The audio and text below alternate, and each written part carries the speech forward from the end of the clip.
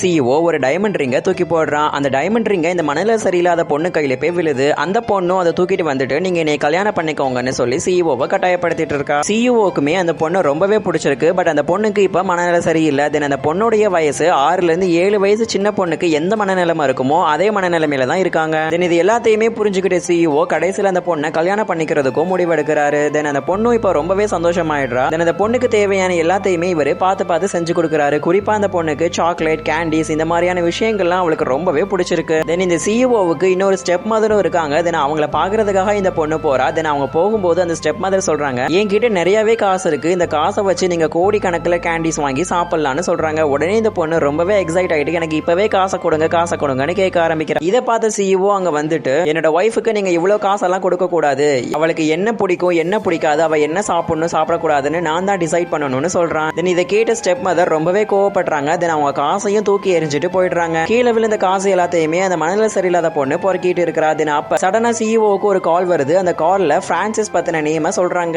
எப்ப இந்த பிரான்சிஸ் அப்படிங்கிற நேம கேள்விப்பட்ட உடனே அந்த மனநிலை சரியில்லாத பொண்ணுக்கு ரொம்பவே தலைவலிக்க ஆரம்பிச்சிருது. இதுக்கப்புறம் என்ன நடந்ததுங்கிற பாக்குறதுக்கு முன்னாடி நீங்க இன்னும் இந்த சேனலை சப்ஸ்கிரைப் பண்ணாம பாத்துட்டு இருக்கீங்க அப்படின்னா மறக்காம வீடியோக்கு லைக் பண்ணிட்டு சேனலையும் சப்ஸ்கிரைப் பண்ணிக்கோங்க.